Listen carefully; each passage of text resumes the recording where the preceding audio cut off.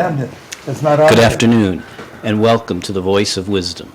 With over 60 years of experience as an investment banker, entrepreneur, investment analyst, economist, and venture capitalist, Morty Davis is Wall Street and capitalism personified. The over 400 companies for which he has raised more than $3 billion over the years have created a countless number of jobs and exciting new products. Through the Voice of Wisdom, Mr. Davis explores, analyzes, and debates the most topical political, economic, and social issues facing our world today. Joining Mr. Davis for a discussion on hatred and antisemitism is Ephraim Lowy. And now, Mr. Davis and Mr. Lowy. Welcome back. It's great to be back with you every Wednesday night. I love you all. I got the best audience in the world. You aggravate me a lot, but during the course of the aggravation, you enlighten me and you add to my wisdom, so I really appreciate your input and your loyalty.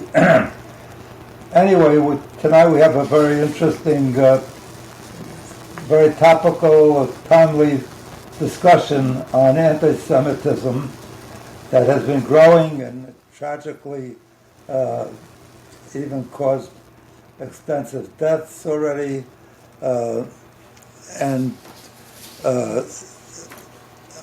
interestingly, only a week ago, 2 weeks ago maybe, what's his name? Kanye West met with Trump in the White House, had lunch with him, and brought along somebody called Nick Fuentes, a white racist, what do they call it? White racist? A white supremacist to lunch. Fuentes actually loves Hitler, thinks he's the greatest hero since the beginning of mankind.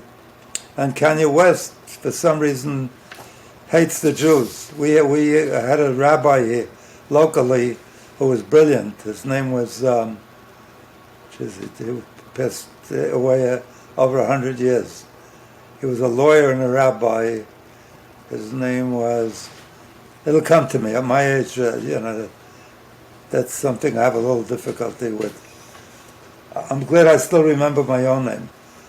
So at that time, we lost two Jews and two young Jewish men. What was their names? Schwerner and do you remember their names? Schwerner and two out of the three that were killed were Schwerner, two Jews, in the protests against the racism that was going on in the South. They literally were killed because they sided with they participated in the protest against the what was going on in Alabama and Mississippi. So Rabbi Wurzburger? No, it preceded Wurzburger. It was very, very universally acknowledged. He was going to be he was due to become the chancellor and the president of Yeshiva University. There's a long story that goes with that, why it didn't happen. And he then became chancellor of Bar Ilan University. What was his name? Anyway, he said, why?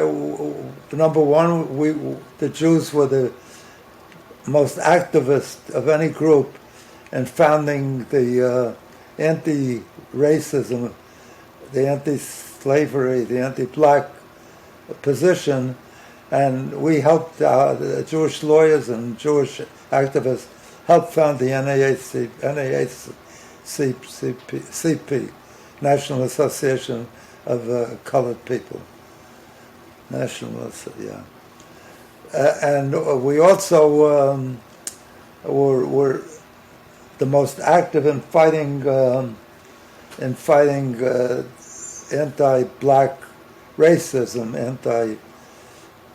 during the course of my life, I've gone from calling them, I think when I was very young, we called them niggers, then Negroes, then colored, then black, and then more recently African Americans, and I think they're moving back towards colored. But we were the most allied, and we identified with the problems they had. And so Rabbi, what's his name, said, "Why are they angry at us? We haven't done anything for them lately." And also he said, "You always find that you bite the hand that feeds you."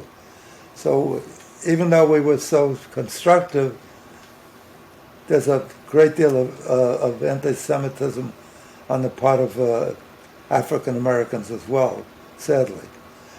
So the subject is very appropriate, the discussion, and I'm glad to have this budding genius next to me,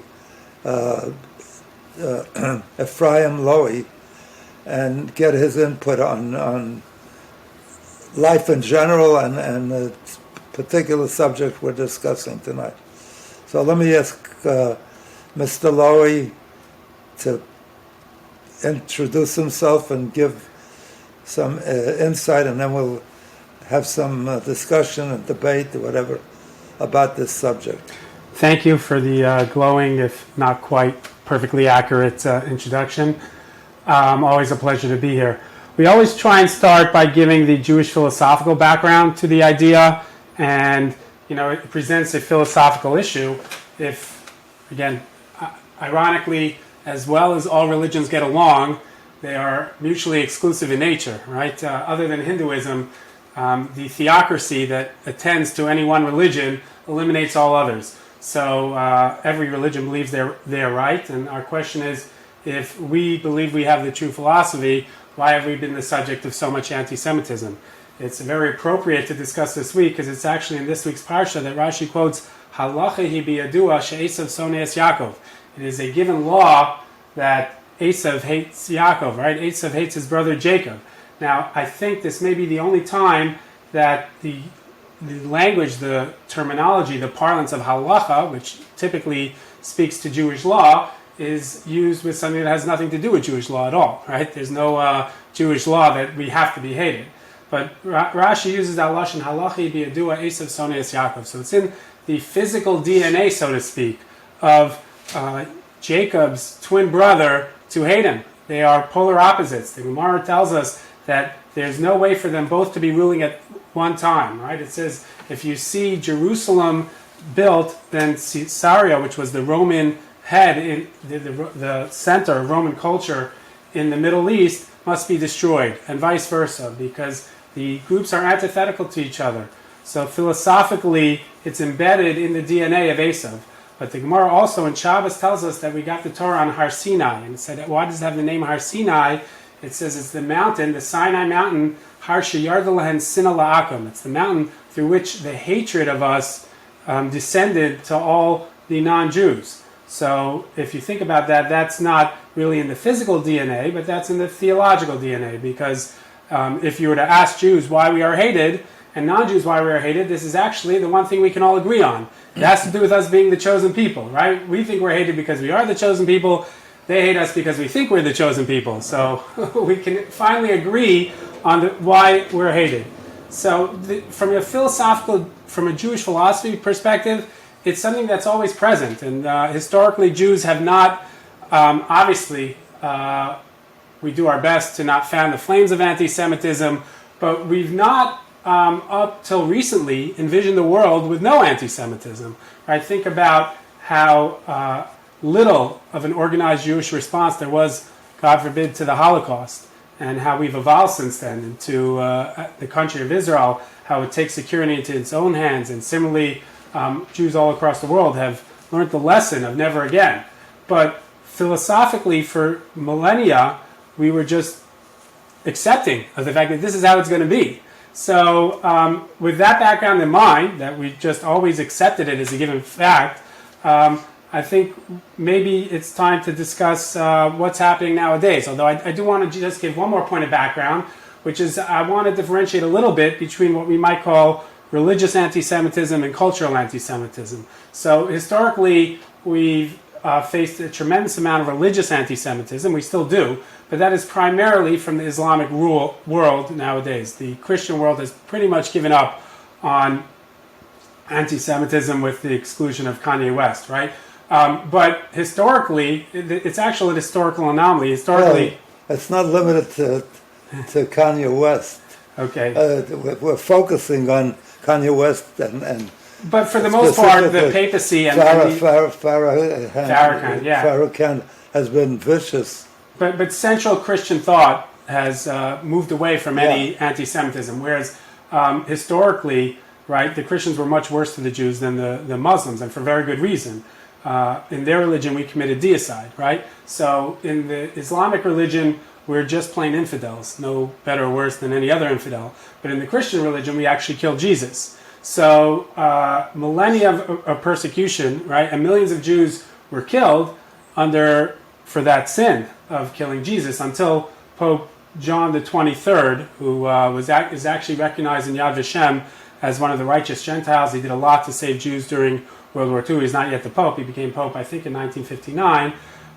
He really put an end to that in the Christian church, and really, not only did he put an end to any claim Christians could have against Jews for killing Jesus, he also repented and said a prayer. So if you look, it really, in pretty much the Western philosophy and the Westernized religion, there is no more religious anti-Semitism, but it's still very, very prevalent in the Islamic world. And I guess we should probably tackle the question of why, and then maybe get to the question of why it's been so popular. So why do you think, Morty, that incidentally, I just want to add, on the contrary, the Christian evangelists, happen to be the biggest supporters of Israel and the best friends of Israel.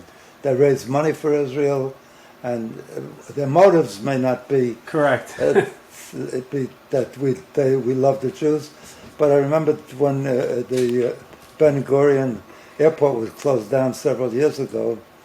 I forget what triggered that, but there were no flights into Ben Gurion, and the only two people that showed up specifically to show their support was Michael Bloomberg and I forget the pastor's name, but he is one of the biggest supporters of the Jewish people and does more fundraising for the Jewish people, brings more Christians to Jerusalem. So you can't have a better friend than that. The motives, look, I always say, some people say that guy gave a big donation because he needs it for his vanity. It shows off, so he wants to make a big announcement.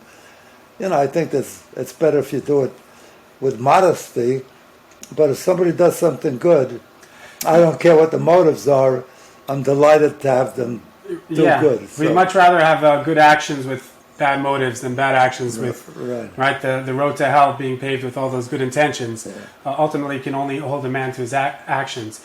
The real question is, specifically what triggered this discussion primarily is the recent growth of anti-Semitism and this meeting that Trump had with these, because Trump presumably has been a good friend to Israel. A few years ago, Trump stated correctly, he said I could win in a landslide in Israel before I could win in the United States, because after he established the American embassy in Jerusalem, after every president that ran for the prior 30 or 40 years had it on his agenda, on his platform, that he was going to move the embassy to Jerusalem, and whenever somebody brought it up, they said, well, now is not the right time. It was never the right time. And Trump did it. So to his credit, it was something that the Israelis appreciated, still appreciate. And even as Bibi was interviewed last week, and they asked him, what about Trump? It was smart to pretty much avoid the direct discussion about Kanye West and so forth. Bibi said, Netanyahu said, I have enough political problems with my own government and my own political aspirations and campaigns. I don't want to get mixed up in. We love America. It's been a greatest supporter. I think the president, Trump, did great for us, and I got good feelings about him. And likewise, Joe Biden has been a friend ever since I was ambassador from Israel to the United States, and spent lots of time in Washington. So we go back many years, and he handled it pretty well, given the difficulty of dealing with something that Americans find, on every subject almost, so polarizing. So the question is, Trump was a friend of the Jews, had lots of Jewish representation to bring about the Abraham, what is it called, the Abraham Agreements? Accords, the Abraham Accords, that brought the Arab nations closer to Israel than ever before. They have direct flights back and forth. They visit each other. It's really been a fantastic step up progress in the relationship and reduction in the hostilities in the Middle East. And he has a Jewish son-in-law, and his daughter converted with sincerity, because I learned that she's at Rosh Hashanah and Yom Kippur, the highest holidays. She was at the synagogue in Florida, a couple of blocks away from my daughter in Boca. No, it was not Boca Raton, where the building was destroyed a few years ago. Harbor? What? Surfside? Surfside, so they go to the same synagogue. So she actually practices it with sincerity and devotion. And he has grandchildren, I'm sure, that he admires and loves, that are now Jewish. So you wonder why he not only tolerates but invites these guys to gives them a platform. Is it really? I mean, while Trump is definitely pro-Israel, and he definitely has Jewish son-in-law, right? Yeah. Every single alt-right white supremacist on the planet has voted for Trump, right? So it's not, the unique thing about anti-Semitism is you find it on the right and the left, right? So no one has the monopoly on anti-Semitism. We're an equal opportunity. Exactly. Give everybody equal opportunity. We're great at being hated. We've perfected that, right? But and by the way, for the opposite reasons, right? So the white supremacists hate us because we're not white, but for the super left, we're almost like super white, right? Like, so if like the white people are in control, the Jews are in super control, right? So we're hated for not being white enough and being almost super white. What do you mean? The Jewish people as a nation, or as the hatred today, the underlying, are more white than America. Well, that's the meaning the protocols of the elders of Zion, or every anti-Semitic myth or trope that's been fashioned, right, is that we are manipulating all power, right? So we are at the same time both uber white and not white enough. But again, having said that, I don't think it's shocking at all, right, that Donald Trump aligned himself. And again, I'll give him the benefit of the doubt. He didn't know Nick Fuentes was going to be there, and I believe him. I'll take his word. He at also that. says he doesn't know Fuentes. He wasn't familiar with him. Yeah, I'll give him the benefit of But the he doubt. said the same thing about David Duke some years ago. The minute he gets in trouble, he says, I really don't know that guy. Look, anti-Semitism, right? What is Trump? What's Trump's moral, ethical ethos? He doesn't have any, right? It's whatever works for him, right? So, and again, we definitely have to have a Karas HaTov, and we have to have recognition for all he did for Israel. But don't think for a second he has some strong moral fiber where he, loves the Jews and that's what he did it for. It was an alignment he has, and he's super aligned with the alt-right. So this is not shocking at all, right?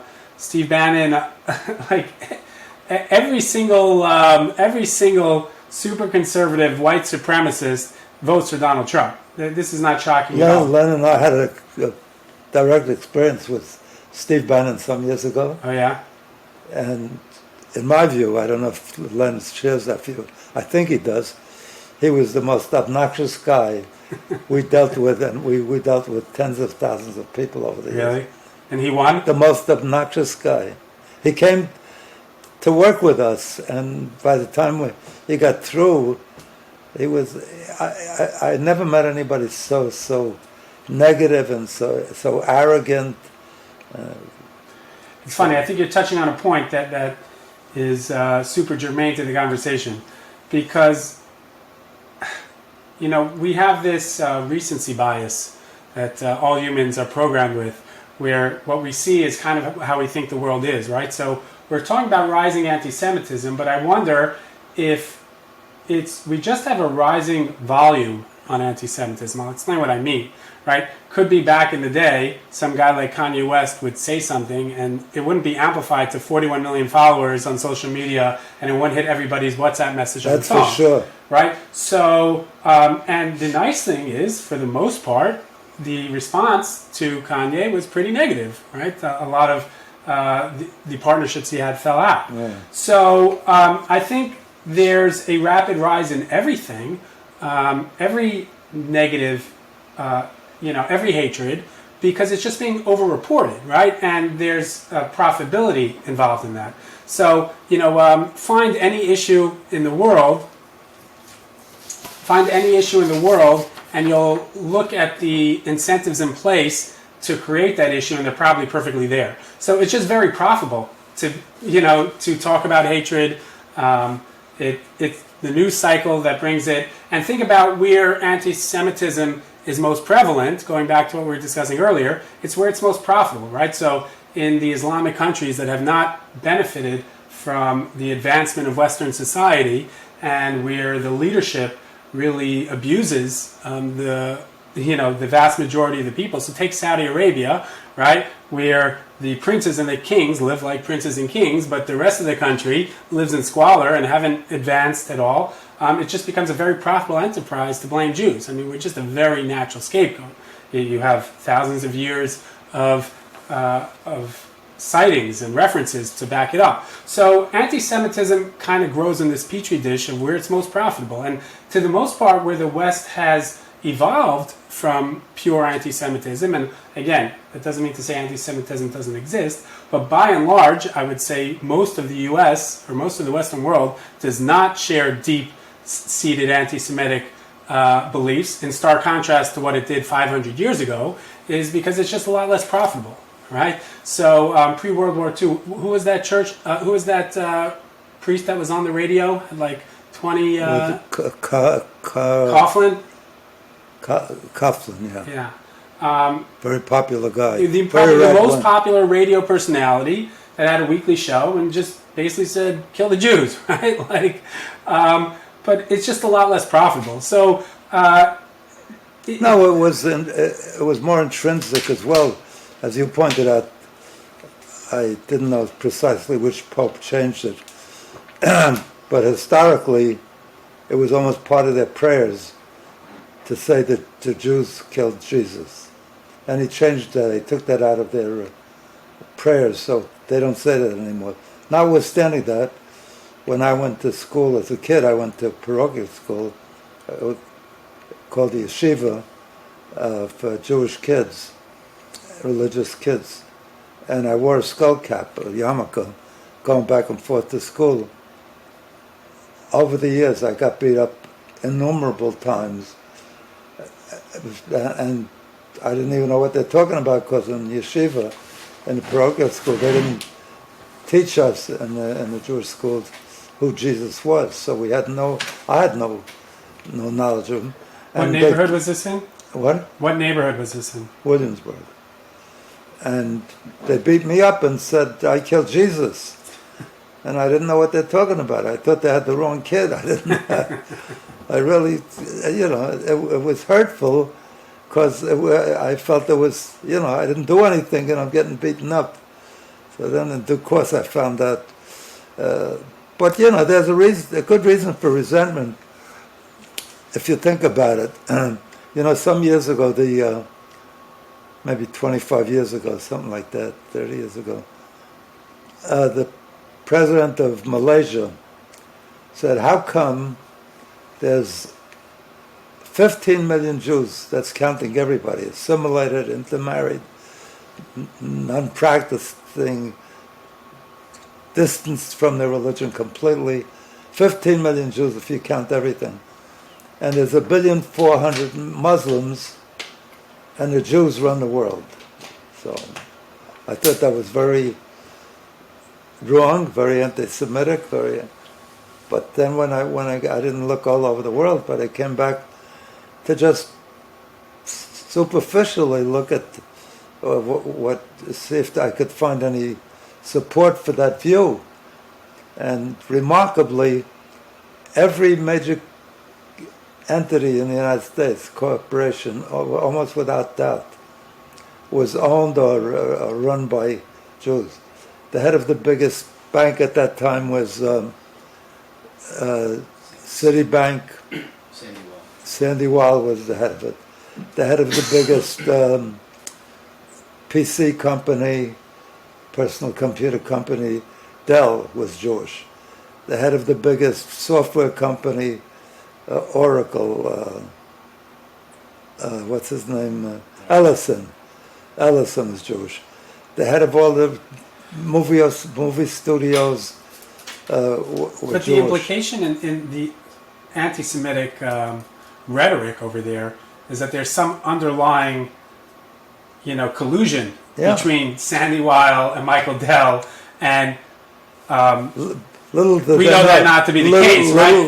Little do they know they hate each other and they compete with aggressively. The only thing they have in common is marrying shiksas, right? Well, that's a trend when you think about it. Trump's daughter is married to the beautiful Christian girl. What's his name? Clinton's daughter is married to a Jewish husband. Well, I think that's really an evolution, right? So in a post-racist world, let's put it this way. If you wanted a world with no racism, right? So your skin color is the same as your hair color, or it's just not interesting, right? So you're a Jew. Again, absent religion aside, we have religious practices that do not allow for intermarriage. But for a secular Jew, right, why would they marry within the faith? Or for a secular Christian or non-Jew, right, what would the fact that this person was born into a different religion mean anything at all, right? And it shouldn't, absent religion. No, absent religion, then just statistically, when a Jewish girl or Jewish boy goes off to college, the odds are he's going to get involved with somebody who's not Jewish because they're outnumbered by multiples by Christians, and they're beautiful people, and the Christians find them, the Jews, interesting because there's a local country club here that doesn't allow Jews. Everybody in that club, in my view, maybe it's a biased view, but every guy is 6'2", blonde hair, no tummy, right? Every girl is blonde haired, relatively flat chested, good figure, and then they go away to school. And when I started to work on Wall Street, I had Christian guys working right next to me, and they all liked Jewish girls because they had big boobs, and they were historically involved with these beautiful flat-chested girls. Now I'm exaggerating the nature of people, but this is a country club that literally they're all built like they're stepping out of a fashion magazine or advertisements for physical gym improvements.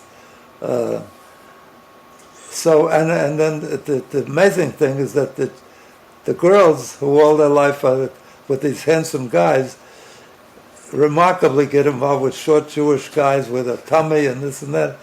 And I wonder, what the hell do they see in these guys? And I find that the differences, these guys that were blonde and good looking and tall are very placid and have no dynamic personality. These little short guys give them excitement and are very brilliant and intellectual. So, and when you say we're the chosen people, what's more chosen than if God takes his only child out of the Jewish people? Now, you know, we should get punished because even though he took the, you know, we're responsible, if not totally responsible, somewhat responsible for his demise or for his, so, but that, separate from being chosen in the Torah, in the 5 books of Moses, it's also, what were the chances that that Jesus would be Jewish, you know?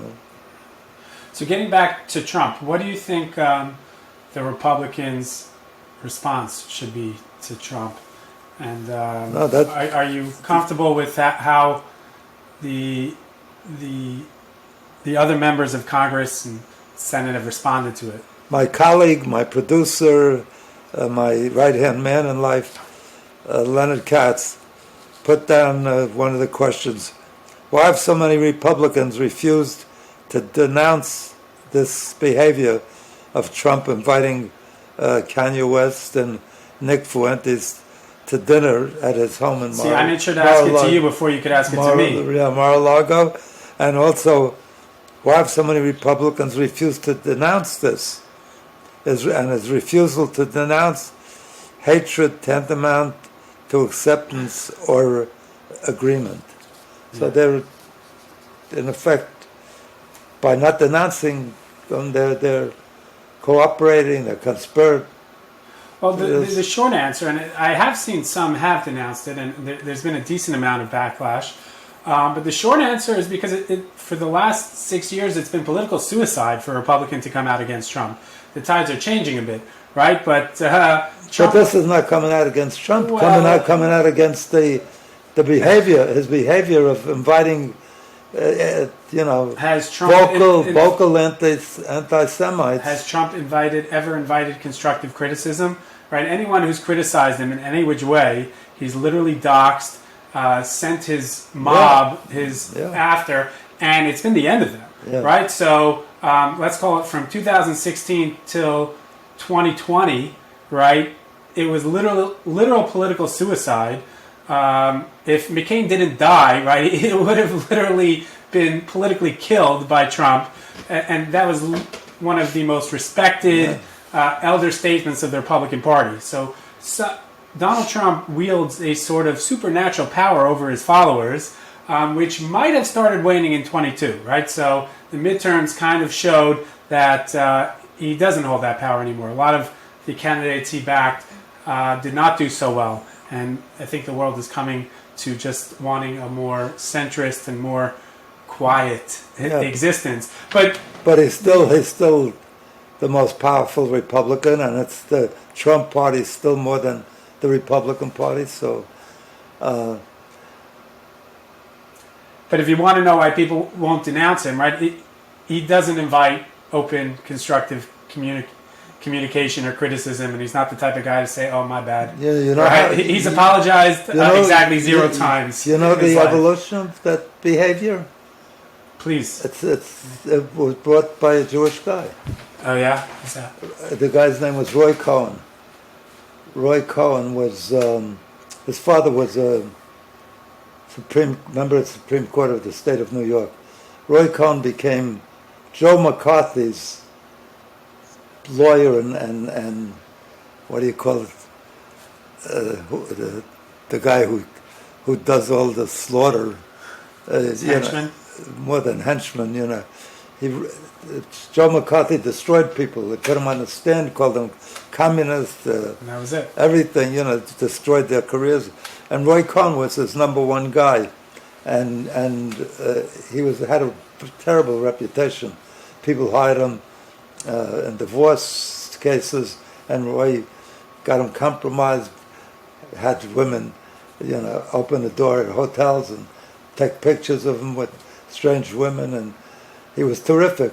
And his posture, and Trump says that, his posture was never, ever back off.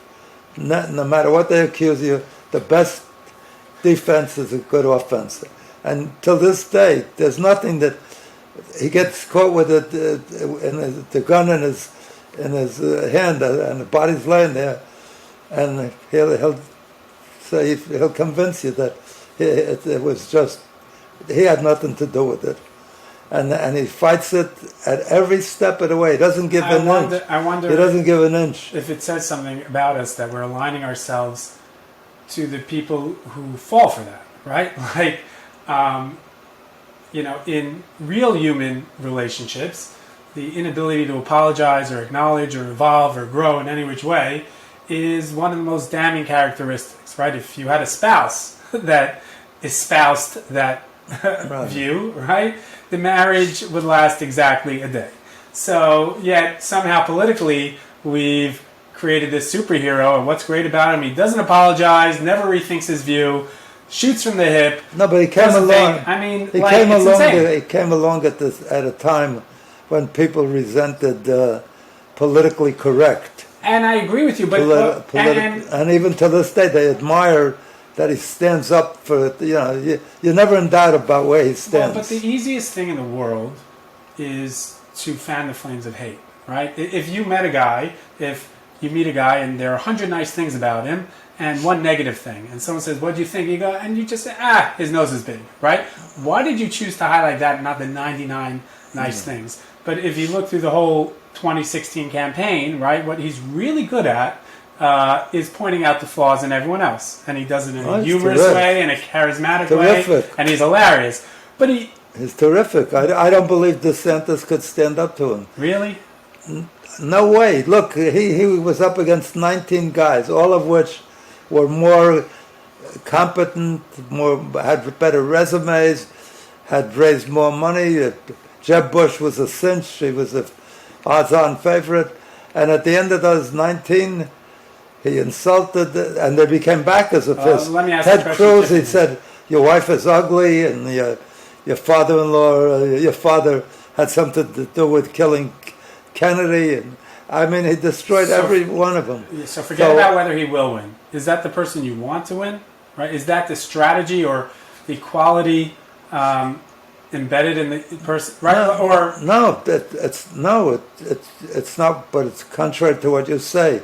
We don't back people that are good or nice. Or how does Hitler get in? It's a cult. It's being part of a group that has a common hatred that brings them together. Yeah. Nothing. Tapping into another human's hate is one of the easiest, cheapest tricks in the world. Yeah. He said rightly so, and I believe it. He said, I could shoot somebody on Fifth Avenue. They could find a gun in my hand, and my people would. It's not a religion. It's even more than it's a cult, and so they're very loyal. Nothing changes their minds. And I told you, my own son-in-law, when I argued with him, I said, "How could you believe that the claim that Trump won the election?" And he says, "I believe it." I said, "How come?"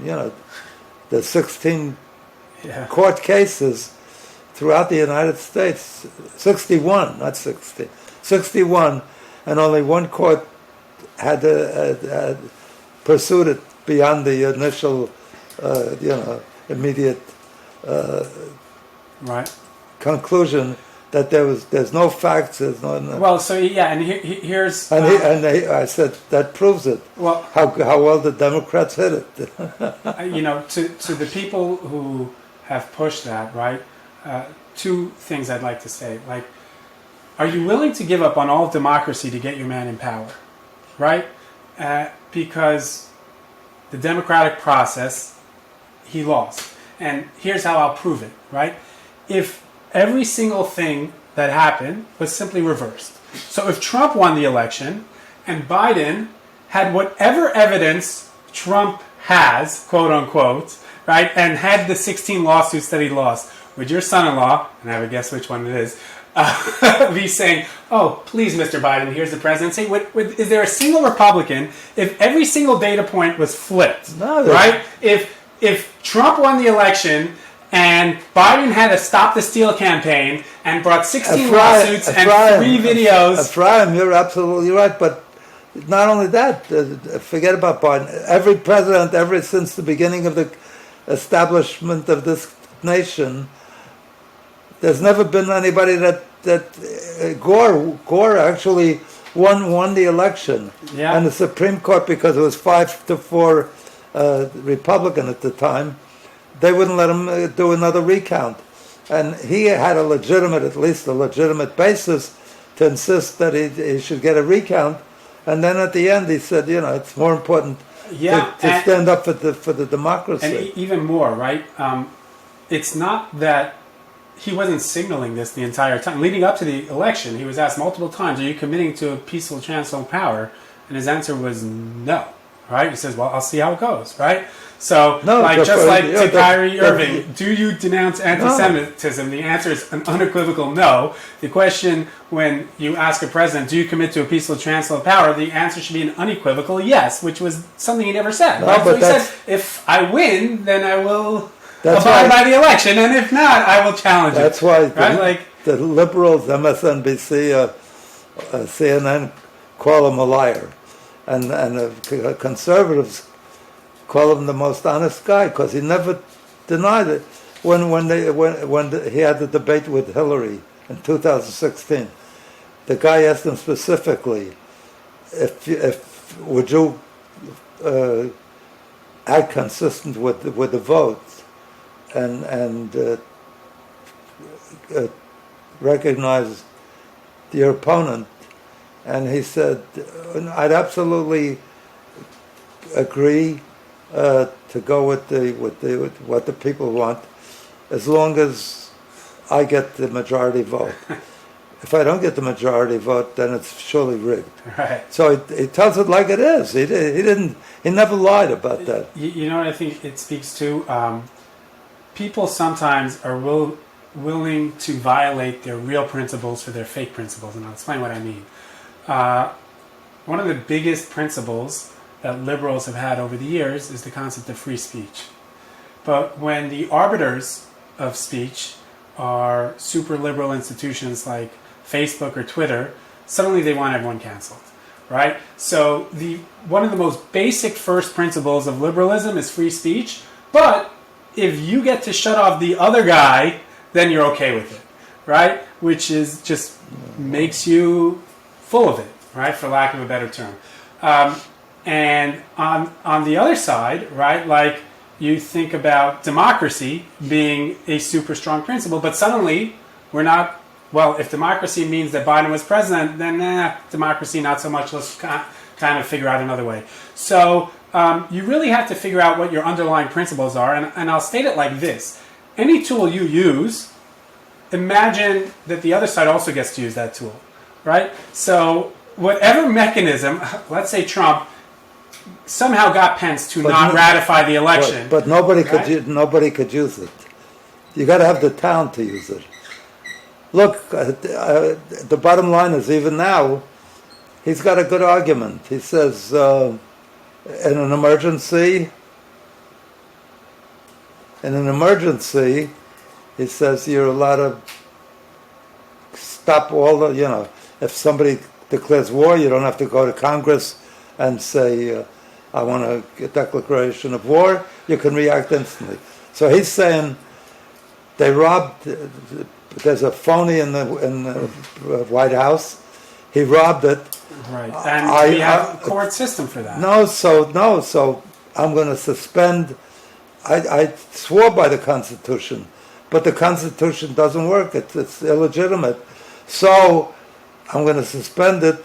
Soon as I get in, take over the presidency, I'll put this fake guy, these crooks in jail, and I'll re-establish the Constitution. Again, our Constitution is designed ingeniously with checks and balances, right? And it's specifically designed to prevent a tyrant from usurping power. And not only was it designed to prevent a tyrant from usurping power, our first president, George Washington, voluntarily stepped down after 2 terms to set a precedent that this is a country that is being governed for the people, by the people, and for someone to unilaterally state that an election was stolen with zero evidence, right? And again, my proof that there's zero evidence is because if every single data point was reversed, there's not a single Republican that would have said, oh, you're right, we won the election, but please, Joe Biden, enter office. But moving on to... you just don't understand. Washington decided to establish a precedent. Trump decided to establish a president, which means that I could do anything because I'm the president. What do you mean I took stuff? I'm the president. It's my stuff. What are you accusing me of taking stuff? I'm the president. I have every right to do that. What do you mean? There's nothing they ever accuse him of that he says, yeah, gee, I'm sorry, I apologize, I was wrong. Never said once that I apologize. So he's changing the definition of, that's the danger. And it's not so smart because even when Nixon was being, and Nixon was very much disliked by the left wing. I don't know if you realize that because you didn't live through that time. Well, before my time. Very, very, very disliked. So when he was about to be impeached or thrown out, there was real concern that he would do just what we're afraid Trump is likely to do, or that a dictator was likely to do, that he won't leave. And what do you mean? There's bounces. The Supreme Court, there's 9 guys. They'll vote against it. I'll send in my generals to arrest them. Congress, if there's half the Congress, or I got to lock up, well, I'll put a gate around the Congress. Who's going to stop me from continuing? So as long as people adhere to all of the rules, then it works. But it doesn't work if because there's a piece of paper that says that. Yeah, and it's scary how close this country came to somewhat losing the cultural norms around democracy. What do you mean? It's how close? It's still close. Because if Trump gets in 2024, which is certainly a possibility, I don't know who could beat him in a primary. Yeah, No, I'm not saying, but let's move on a little bit to free speech versus hate speech, right? So there's been a lot of talk recently with Elon Musk buying Twitter, and the kind of impetus behind it is to bring back free speech. Now, just to be clear, the right that is protected under free speech is a little misunderstood. What's protected under free speech is that the government cannot stop you from speaking. On the contrary, any company, Twitter, can stop whoever they want. Their right to stop you from speaking is actually protected under their right of free speech, right? So they have the right. So there's some argument being made that Twitter is the town square, but forget about talking about the actual constitutional right of free speech, which only pertains to the government not being able to stop you. The question is how to deal with hate speech and free speech, and how much censoring/filtering should the public discourse have. So, for instance, what level does someone of negativity does it have to rise to for us to want him off of a public forum like Twitter? And I'll just add a little more, right? Philosophically, I think we could probably agree that the best way to fight speech is with better speech. Right, so if the content of their speech won't lead to any violence, it's just a bad idea, the best way to combat it is to have a better idea, right? But certainly if someone is going to somehow through Twitter or through some other method of speech able to incite violence, that's definitely something we got to stop. Yeah. So the question is, where do we draw the line, right? And certainly that's really come into play with Kanye, with Kyrie Irving. And it's not the easiest line to draw, but I just want to hear your thoughts on where we can draw that line. Jews have been, leading spokesmen in favor of free speech. So much so that the Ku Klux Klan some years ago was having some radical protest march. And the Jews said, you have to let them do it. It's part of their free speech. And the biggest joke is, these Supreme Court justices that believe in originalism and like the Torah, is if every word it says an eye for an eye, you can't change it. It's not adaptive. And these very same Supreme Court justices take the words free speech and say, because before, if I wanted to make a bigger donation, I was limited. I got into trouble because I was backing Nixon the second term he ran, and they asked me to give to 30 different committees, and $30,000 each to 30 different committees or something. Afterwards, they said all these committees were illegal. Steinbrenner was suspended from running the Yankees for a year or two. Really? Because it was a violation. So with me, they let me off easy because they said they would charge my estate, take it off my estate. Fortunately, I shouldn't say this if it's a public venue, but in those days there weren't any computers, so I don't know if that was followed up. But we'll edit that out. No, but a few years ago, they said corporations could give as much money as they want because money represents free speech. Where the hell did they get that in the Constitution? Money that's led to a government that's not run by the majority of the country, but by the majority vote. It's run by the donor that gives the most money, and now he's not limited to give to even what's his name. One of the reasons Trump was so strong for Israel is, I don't know if you were aware of this, but one of Israel's greatest supporters was the guy who owns the Venetian. Sheldon Adelson. Sheldon Adelson. Sheldon Adelson gave him a $50 million contribution. Really? Trump. That'll get you some loyalty, So if 50 million doesn't do it, then 100. But I'm saying, how could they rationalize that?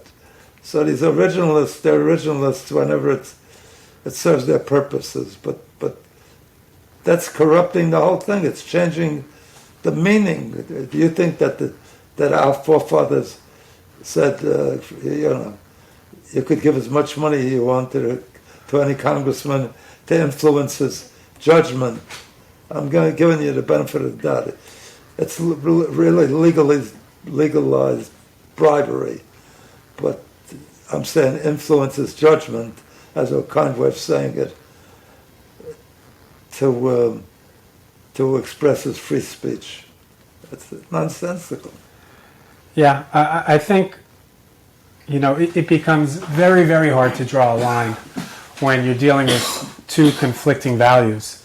And I think your case highlights it beautifully, right, where Jews will protect KKK's right to assemble and their right to speak freely as long as they're not inciting violence, because the deeper principle is the right to free speech, right? And again, using the idea we said before, any tool you want to use, just assume everyone in the country gets to use that tool, right? So if we can cancel someone or get them off of Twitter for a mild anti-Semitic comment, well, what if a Jew makes a pro-Israel comment that can be construed as anti-Islamic, right? Would it meet the same fate? So I think you kind of have to view it all as a spectrum, right? There's no binary spot where on this side of it is going to be hate speech, on this side is going to be free speech, and you kind of want to move your dial more along what you want versus what you don't want. And the irony is sometimes canceling someone actually has the opposite effect, right? So the first time around that Kanye got canceled, I think his followers went up by tenfold, right? I think they've recently canceled him again. Even Elon had to cancel him after he was pro-Hitler. I mean, there's probably one guy on the planet you cannot be pro, and that's Hitler.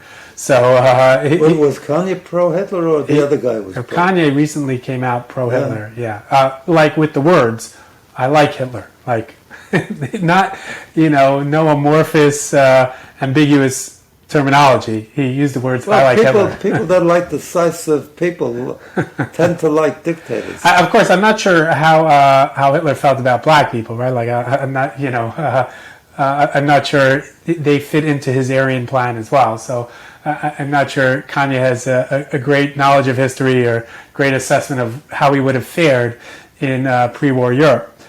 But again, you always want to distill it down to your deepest principle.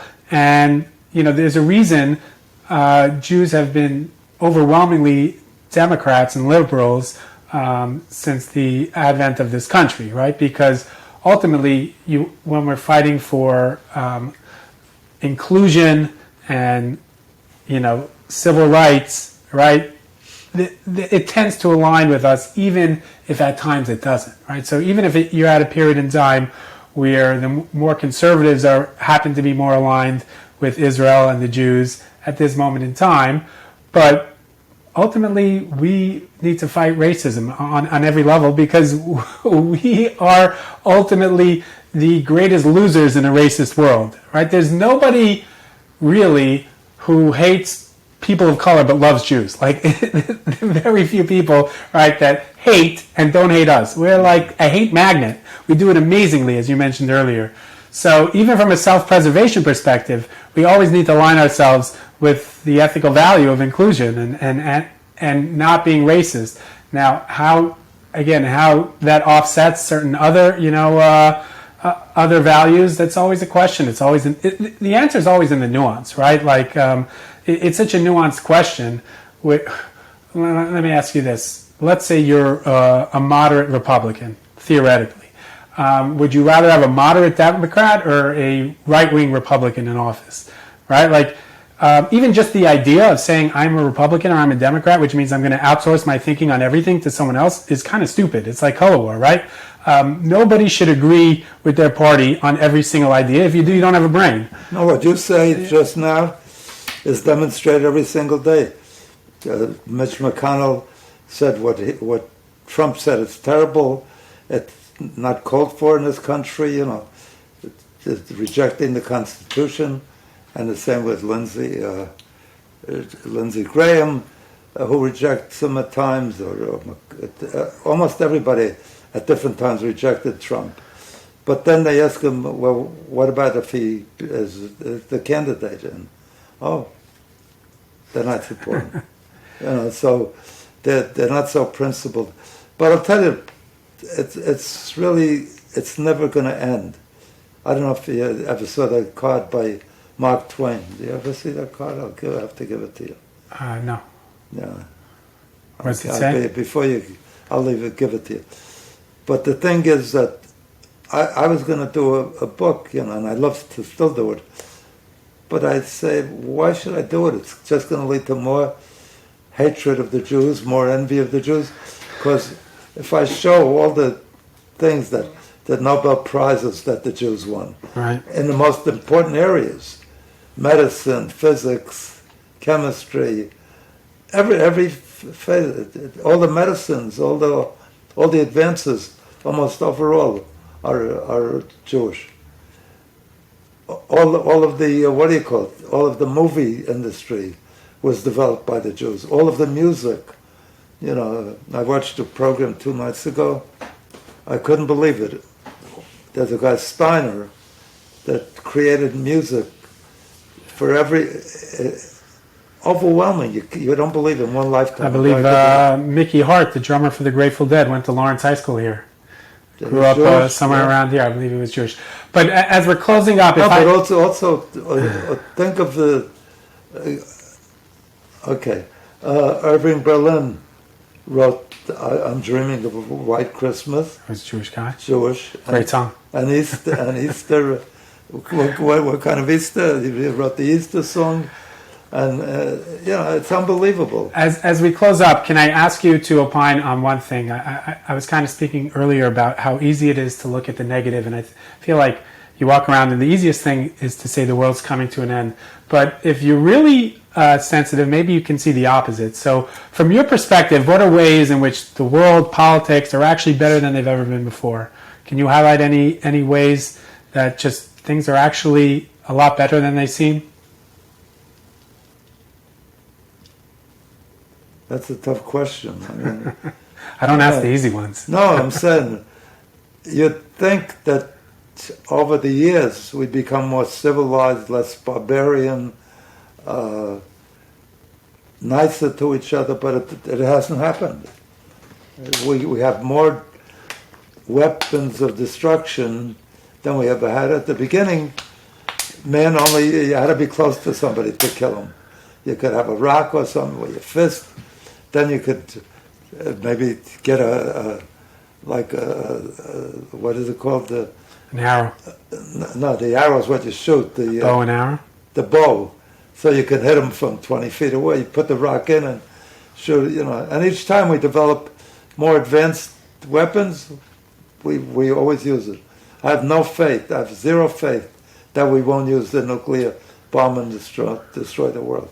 Because we've used every single thing. The United States may not use it, but somebody's going to trigger it. So, the thing that I know and I believe and I wish the world would change that way. I think I have something here.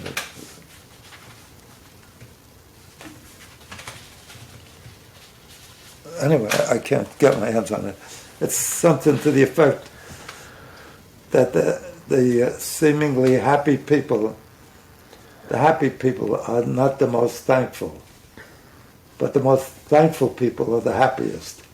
If you get up every day and say, don't judge the world, don't judge, because whenever somebody asks me, is everything all right? I say, it never happened in my life that everything was all right. There's always, when there's peace, there's multi-wars. Where there's, it's never, so there's always problems and aggravation. But if you get up every day and you say, thank God for what I have, thank God for my blessings, and you count your blessings actually, then that makes for a happy person.